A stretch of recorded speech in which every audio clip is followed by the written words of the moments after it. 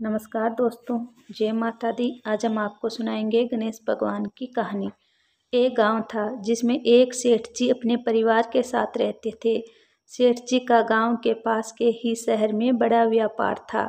सेठ जी गणेश जी की पूजा श्रद्धा विश्वास से करते थे, जिसे सेठ जी के घर में अन्न धन के भंडार सदैव ही भरे रहते थे।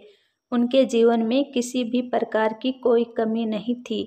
नित्य प्रतिदिन नियम अनुसार रोज वो नदी पर नहाने जाते और आकर गणेश जी की पूजा करते, उन्हें भोग लगाते और फिर स्वयं भोजन करते थे। ये बात सेठानी जी को अच्छी नहीं लगती थी। वो धार्मिक नहीं थी और ईश्वर में इतना विश्वास नहीं रखती थी। एक बार सेठानी जी ने सोचा कि ये इतना गणेश जी को मानते हैं, गणेश जी की पूजा करते हैं, इसे होता क्या है। आज तो देखती हूँ वो कैसे गणेश जी की पूजा करते हैं। अगले दिन जब सेठ जी नदी पर नहाने जाते हैं तो सेठानी जी गणेश जी की मूर्ति को उठाकर मूर्ति को कपड़े से ढककर बगीचे में जमीन में दबा देती हैं।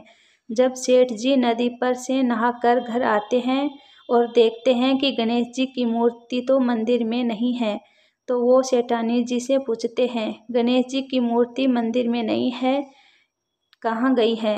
सेठानी जी बोलती हैं, मुझे नहीं मालूम, मूर्ति को घर में बहुत ढूंढते हैं। उस दिन क्योंकि वो गणेश जी को भोग नहीं लगा पाए, इसके लिए सेठ जी ने अन्न जल का भी त्याग कर दिया और गणेश जी से प्रार्थना करने लगे, हे प्रभु, लगता है आप मुझसे रुष्ट हो गए हो और कहीं चले गए हो। आप अपनी कृपा दृष्टि मुझ पर बरसाए, ये प्रभु मुझे दर्शन दीजिए। सेठ जी ने मन ही मन सोचा कि अब से जब तक आप मुझे मिल नहीं जाते, मुझे दर्शन नहीं देते, तब तक मैं अन्न जल का त्याग करता हूँ। उस दिन पूरा निकल गया। रात्रि में सेठ जी की भक्ति से प्रसन्न होकर गणेश जी भगवान ने सपने में गणेश जी भगवान एक छोटे से चूहे के साथ खेल रहे होते हैं और चूहे को खाने के लड्डू देते हैं। चूहा लड्डू लेकर बगीचे में जाता है, जमीन को खोदता है और लड्डू वही डाल देता है। अचानक सेठ जी की नींद खुल जाती है। सेठ जी बगीचे में जाते हैं और वही खोदते हैं जहां उन्होंने सपने में देखा था, और वहीं से उनका थोड़ी सी जमीन खोदने पर कपड़े में लिपटे हुए गणेश जी की मूर्ति मिलती है।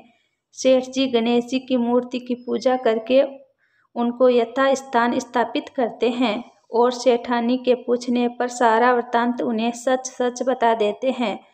बात सुनकर सेठानी जी को आश्चर्य होता है और सेठानी जी मन ही मन श्रद्धा एवं विश्वास से गणेश जी भगवान की भक्त बन जाती है और सेठ जी से कहती है कि मुझे बड़ा भारी अपराध हो गया है।